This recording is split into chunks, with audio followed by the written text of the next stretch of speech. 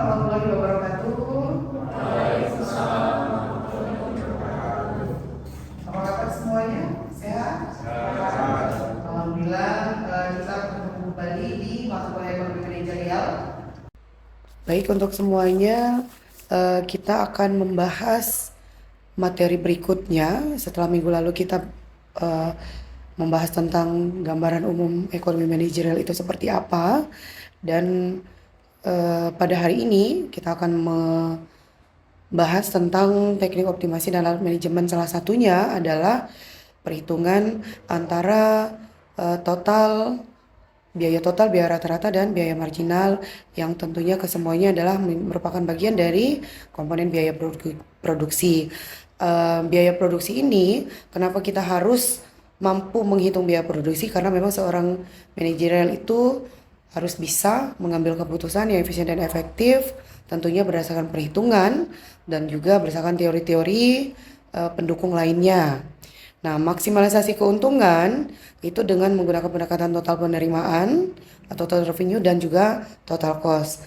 Nah, sebelum mampu menghitung total penerimaan dan total cost-nya, artinya kan total biaya yang dikeluarkan, kita dalam melakukan maksimalisasi keuntungan jangka pendek maupun jangka panjang, artinya kalau misalnya dari perusahaan dagang maupun jasa, kita harus mampu menghitung berapa sih nilai dasar dari produk yang akan kita jual, baik berupa barang maupun jasa tersebut.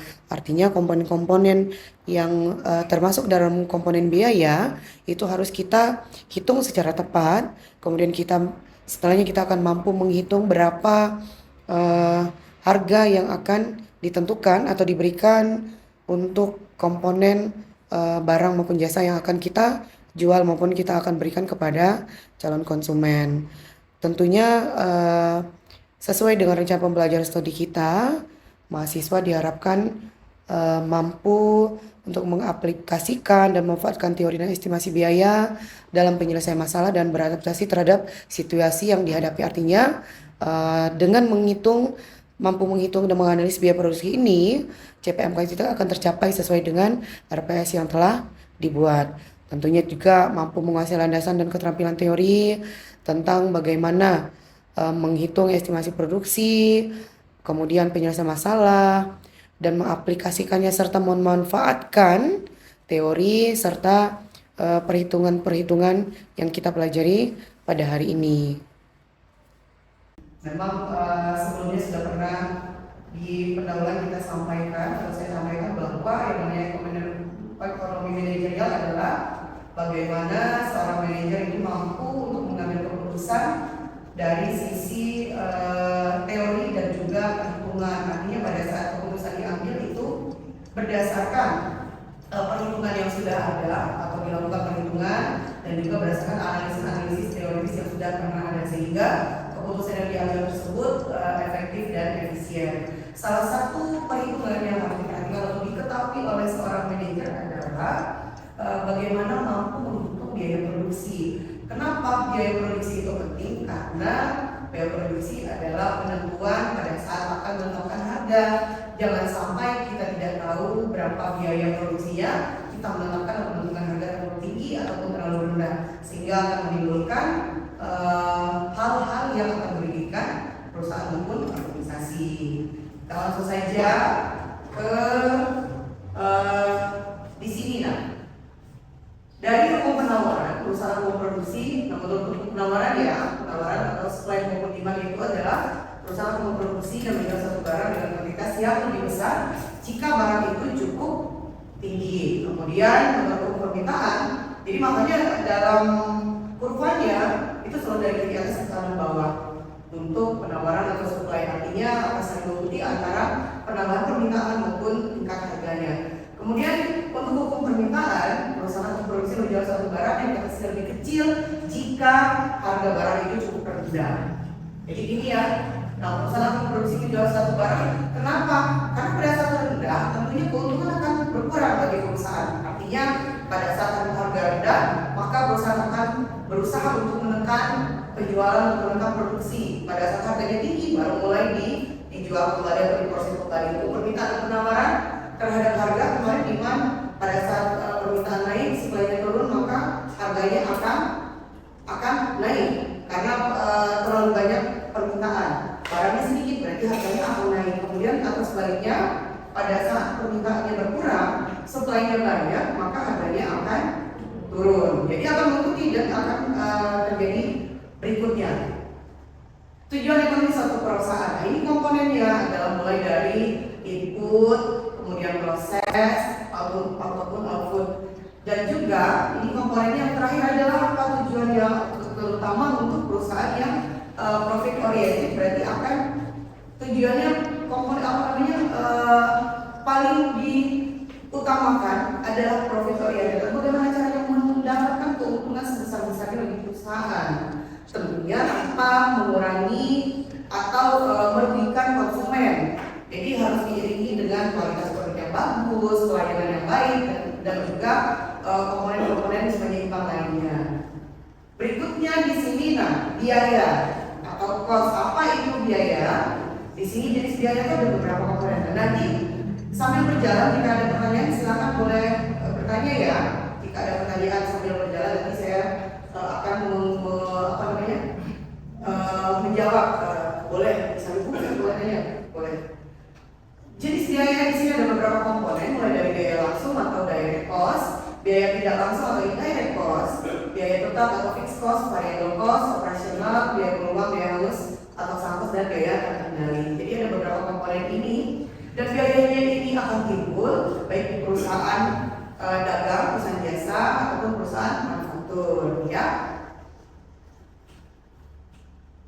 Di sini, biaya produksi adalah semua pengeluaran dilakukan oleh perusahaan untuk memperoleh faktor-faktor produksi, mulai dari bahan-bahan mentah yang digunakan untuk menciptakan barang yang diproduksi perusahaan tersebut. Oke, di sini terlihat jelas nih. Cost, biaya itu akan beriringan dengan benefit atau keuntungan, ya. Jadi cost itu akan mempengaruhi keuntungan. Berikutnya biaya produksi. Tadi seluruh faktor produksi, ya silakan Pak. Tadi menyebutkan perusahaan manufaktur. Oke. Nah, perusahaan manufaktur adalah perusahaan yang kegiatannya atau produksinya itu mengolah dari proses bahan mentah, kemudian diolah menjadi barang setengah jadi, kemudian diolah lagi menjadi barang siap jadi untuk dijual, siap untuk dijual. Jadi ada proses tahapannya. Jadi contohnya perusahaan manufaktur makanan minuman, karena kan semua nggak langsung dari ini ya. Misalnya dia ada bahan mentahnya dulu apa, ataupun perusahaan furniture dan lain sebagainya, itu juga bahan mentahnya sebelumnya kan dari bahan kayu, bahan mentah masih utuh, kemudian diolah, diproduksi menjadi barang setengah jadi dan barang siap jadi untuk dijual. Tentunya dengan beberapa kontrol ya, kontrol mulai dari pengawasan untuk kualitas, kemudian material yang digunakan dan lain sebagainya, ya. Terima kasih Pak Rizal. Yang lain nanti kalau ada yang ingin bertanya silakan ya sambil berjalan. Jenis klasifikasi biaya berdasarkan sifat. Yang pertama ada 3 kategori besar. Pertama biaya bahan baku, yang kedua biaya tenaga kerja, yang ketiga ada pengeluaran. Jadi di sini bahan baku adalah semua bahan yang digunakan untuk memproduksi barang. Kemudian biaya tenaga kerja artinya gaji dan upah untuk seluruh tenaga kerja atau pekerja yang dilibatkan dalam kegiatan produksi. Kemudian pengeluaran, semua pengeluaran yang berkaitan dengan produksi barang maupun jasa. Di sini biaya tenaga kerja ini tidak hanya yang diletakkan dalam kegiatan produksi saja, tapi juga yang berada dalam lingkungan satu perusahaan atau unit usaha. Kalau biaya tenaga kerja langsung berarti dia berkaitan langsung dengan kegiatan produksi. Biaya tenaga kerja tidak langsung berarti yang ada dalam satu perusahaan tersebut hanya saja tidak bersentuhan langsung dengan kegiatan produksi yang berada di pengolahan barang tersebut. Untuk bagian pelaporan, keuangan dan lain sebagainya itu berarti biaya tenaga kerja tidak langsung. Jadi makanya di sini ada komponen pemisahannya ya. Klasifikasi biaya ada biaya langsung maupun tidak langsung. Perbedaannya kalau biaya langsung ini mudah diidentifikasi terhadap sebuah unit. Kemudian biaya tidak langsung, nah ini contohnya sewa gedung, penggunaan listrik, itu kan nggak langsung berkaitan dengan produksi barang tersebut. Jadi tapi menimbulkan komponen untuk penghitungan biaya produksi, gitu ya. Jadi dalam satu unit produk tersebut ada komponen-komponen biaya. Biaya langsung itu yang berkaitan bahan baku misalnya manufaktur, mulai dari pembelian kayunya, berarti dari kayu itu sudah termasuk komponen biaya langsung. Biaya tidak langsung mengolah kayu ataupun barang-barang bahan baku tersebut di pabrik atau di gedung tempat mengolah, itu gedung itu kita sewa, berarti masuk ke dalam komponen biaya produksi juga, tapi biaya tidak langsung ya. Di sini ada jenis klasifikasi berdasarkan fungsi, ada biaya produksi, tadi biaya komersial, kemudian ada lagi jenis biaya produksinya, ada biaya tetap, fixed cost, kemudian biaya variabel atau variable cost. Di sini juga ini total fixed cost, biasa disebut TFC total variable cost. Di sini ada biaya rata-rata atau fresh cost. Kemudian untuk perhitungannya juga ada di sini. Kalau TFC, TFC, TFC, kemudian AFC, average, biaya marginal, TC per Q, biaya total juga total fixed cost plus total variable cost ya. Kemudian di sini contoh biaya produksi. Nah, biaya produksi dihitung selama proses pengolahan produk sampai barang tersebut terjual. Nah, di sini biasanya yang termasuk dalam biaya produksi itu identik dengan bisnis yang ada pada perusahaan manufaktur yang Pak Risma tanyakan tadi.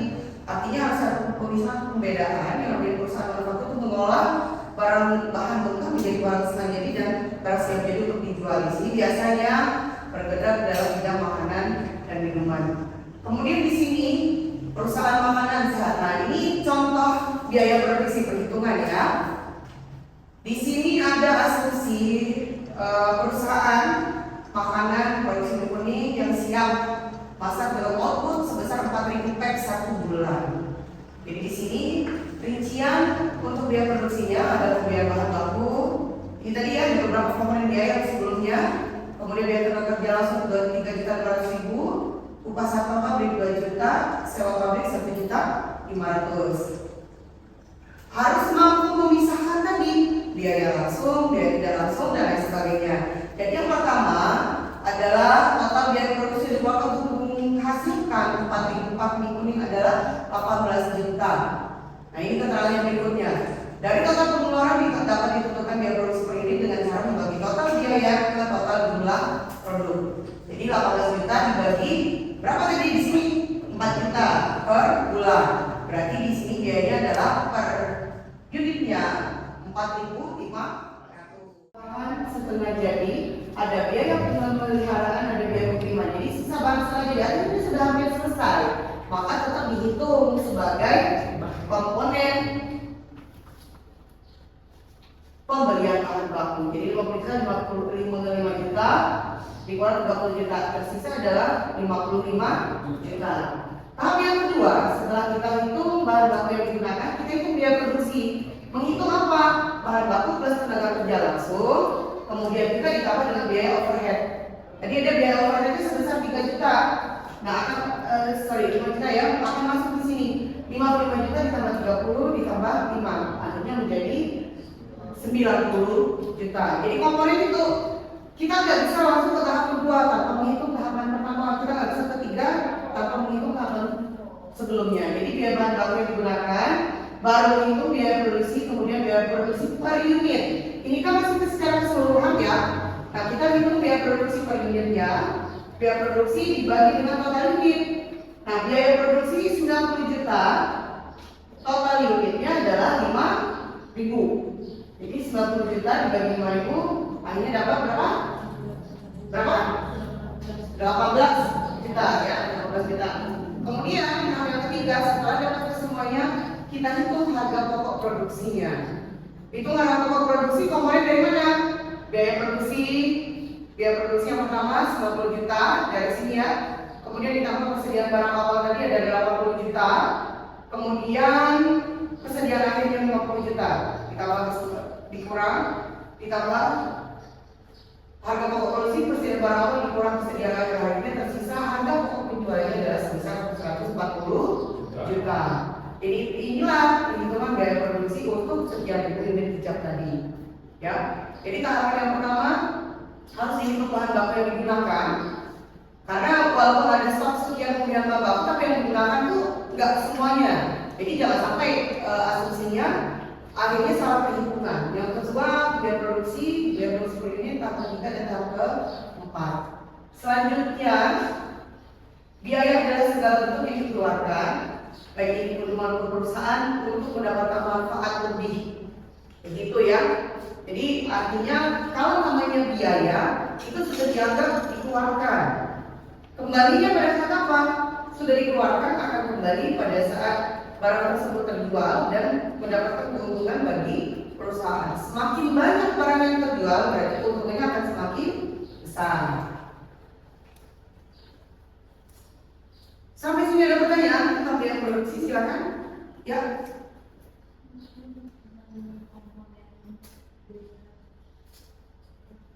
Biaya produksi. Jadi dalam biaya produksi itu artinya biaya tersebut dikeluarkan sudah kita tahu berapa apa saja komponennya, dan ini sudah selalu ada dan selalu muncul dalam kegiatan produksi. Biaya tetap itu misalnya biaya tetap dari bahan baku.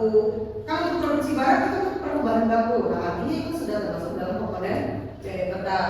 Kemudian biaya tenaga kerja dan kalau biaya variabel, biayanya akan berubah, selalu berubah. Kalau tetap itu dia komponen akan selalu sama pada saat setiap kegiatan produksi. Kalau biaya variabel biasanya akan cenderung berubah. Nah di sini ya, nah perhitungannya fixed cost ini misalnya untuk produksi barang. Nah, ini biaya bahan bakunya untuk 1000 unit terus 10 juta misalnya. Biaya kita atau fixed cost-nya udah keluar segitulah. Biaya variabel biasanya akan berubah pada saat produksi 1000 unit. Biayanya akan tidak sama dengan pada saat produksi 2000 unit dan lain sebagainya ya. Nah perhitungannya juga dari sini, fixed cost, variable cost, kemudian rata-rata.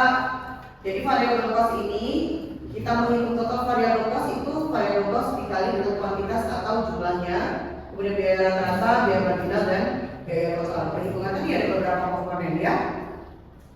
Sampai sini ada pertanyaan lagi selain Pak Isam dan Indah? Apa saja komponen dalam biaya produksi? Oke, dalam biaya produksi ada yang harus tahu dulu bahwa biaya produksi itu apa. Artinya biaya produksi adalah seluruh biaya yang dikeluarkan yang berkaitan dengan kegiatan produksi.